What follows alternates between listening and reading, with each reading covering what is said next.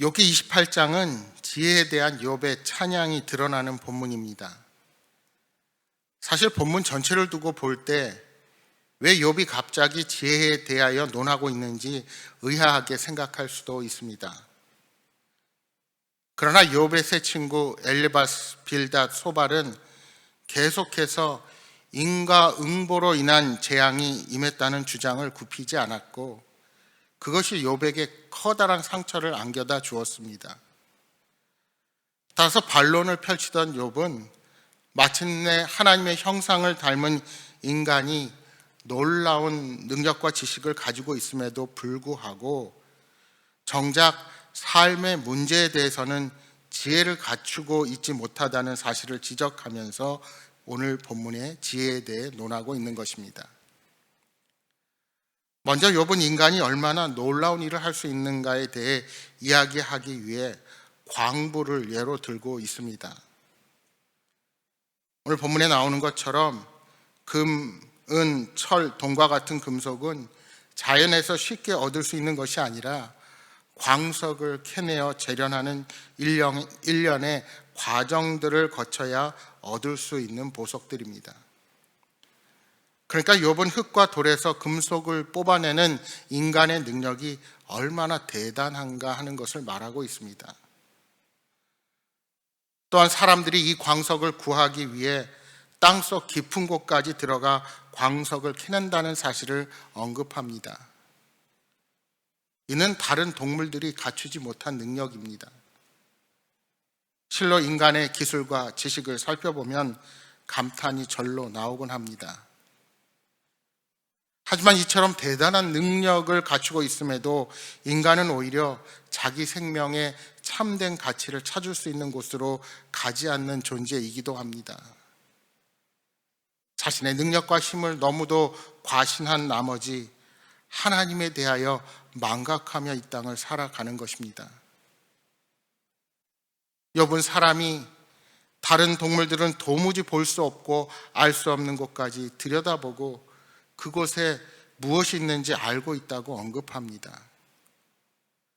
땅에서 음식, 곧 곡식들이 자라는 것은 어떤 생물이든지 알 수는 있지만 그 땅 밑에 뜨거운 용암이 있고 청옥과 사금과 같은 보석과 귀금속이 있다는 사실은 인간만이 알고 있다는 것입니다.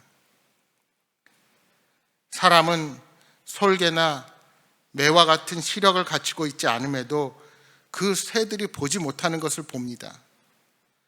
또한 사자와 같은 용맹한 짐승들도 가지 못하는 곳으로 가는 것입니다. 신체적으로는 그러한 동물들의 능력에 따를 수 없음에도 불구하고 이런 일을 할 수 있는 이유는 바로 인간이 지혜와 지식을 가졌기 때문입니다. 이처럼 사람은 지혜로 놀라운 일을 행할 수 있습니다. 분명 인간은 신체적인 능력이 아니라 지적 능력을 통해 수많은 일을 수행할 수 있습니다. 하지만 그 놀라운 지적 능력에도 불구하고 인간은 하나님을 찾지 못하고 자기 삶의 진정한 가치를 깨닫지 못하는 존재이기도 하다는 것입니다. 오늘 본문 9절에 욥은 사람이 굳은 바위를 조각하고 산을 뿌리까지 뒤엎을 정도의 능력을 갖추었다 하고 말씀하고 있습니다. 그 단단한 바위에 물이 흘러갈 길을 낼 수 있을 뿐 아니라 물이 스며 나가지 못하도록 막을 수도 있고 땅속에 숨어있는 보물을 눈으로 발견할 수 있을 뿐만 아니라 감춰져 있던 것들을 밖으로 이끌어낼 수 있는 능력을 가진 것이 바로 인간입니다. 물론 이는 무에서 유를 창조하시는 하나님의 권능에 미치지 못하지만 물과 땅의 경계를 만드시고 온 세상을 감찰하시는 하나님의 능력을 떠올리게 하는 탁월한 능력이라 할 수 있습니다. 욥은 이처럼 하나님이 인간에게 놀라운 능력을 주셨다는 사실을 강조하면서도 그 인간이 얼마나 어리석은 모습을 보이는지를 생각하면서 탄식하고 있는 것입니다. 여러분, 욥이 21세기의 과학기술을 본다면 얼마나 놀랄까 하고 생각을 해봅니다. 인간의 지혜와 과학의 발달은 가속화되어서 상상하기조차 힘든 새로운 세상으로 달려가고 있습니다. 고도로 발달된 인간의 기술과 과학으로 인간은 부를 누리기도 하지만 너무나도 교만해져 있습니다. 인간이 자신들의 과학적 성과를 과신하여 창조주의 존재를 믿는 것조차 비과학적이고 어리석은 것이다 비하하며 이 땅을 살아갑니다. 그러나 아무리 많은 지식과 지혜로 과학 문명을 발달시킨다 하더라도 그것은 모든 피조물과 사람을 창조하신 하나님의 지혜와 능력을 증명하는 일밖에 되지 않습니다. 여러분, 왜 그렇습니까? 과학기술의 발전이 상당한 것은 사실이지만 또한 분명한 것은 한계를 가지고 있다는 것입니다. 인간이 아무리 기술과 과학을 빠르게 발전시켜도 그 모든 것이 하나님이 창조하신 물질 세계 안에 있습니다. 인간이 발견한 모든 원리들은 이미 하나님께서 천지를 창조하실 때 창조의 원리로서 정해놓은 것들을 인간이 하나둘씩 발견하고 알아가는 것뿐입니다. 그리고 우리가 발견한 것은 그것의 극히 일부분에 지나지 않습니다. 만일 인간의 과학적 성과가 피조물의 전부가 된다면 못 고치는 질병이 없어야 합니다. 또한 우리가 산업의 발전으로 인해 무분별하게 자원을 쓰더라도 환경을 파괴하고 기후변화를 가져와서 지구 전체를 위협하는 일이 일어나서도 안 될 것입니다. 그러나 우리는 지금 인간의 지혜로 발명하고 편리해진 문명의 이기로부터 역습을 당하고 있습니다. 그 대표적인 예가 코로나 바이러스 아닙니까? 코로나19와 같은 슈퍼 바이러스의 출현은 지구촌 전체의 일상을 완전히 바꾸어 놓았습니다. 이처럼 인간이 우주를 오가고 인공지능으로 제4차 산업혁명을 가져온다고 희망한 그 미래가 우리를 기다리고 있는 것이 결코 아닙니다.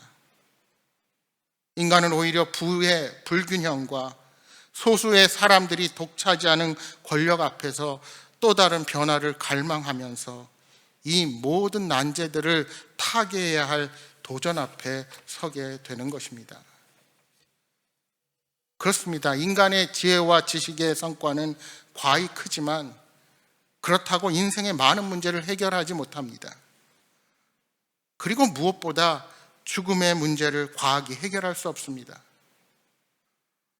과학이 인류의 생명을 연장하고는 있지만 결국 인간은 죄로 말미암아 죽을 수밖에 없는 존재들입니다. 따라서 여러분, 우리는 바른 인생의 길을 걷기 위해서 영적인 지혜가 필요합니다. 이 지혜는 피조물을 관찰하고 연구해서 얻을 수 있는 것이 결코 아닙니다. 창조주 하나님이 누구신지 알아가고 그분이 밝혀주실 때만 알 수 있습니다. 야고보서 1장 5절에 말씀합니다.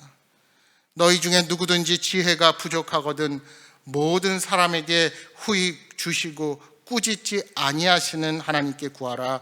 그리하면 주시리라. 피조물인 우리가 가진 지혜와 지식은 하나님으로부터 온다는 사실을 망각해서는 안 됩니다. 영적 지혜는 오직 하나님께 구하여 은혜의 선물로만 받을 수 있다는 사실을 이 아침 다시 한번 명심하시기 바랍니다. 사랑하는 여러분, 창조주를 모르면서 결코 피조물과 그분이 창조하신 피조세계를 바르게 알 수 없습니다. 다행히도 저와 여러분은 세상이 알 수 없는 지혜, 우리 영혼을 살리는 은혜와 믿음을 발견한 사람들입니다.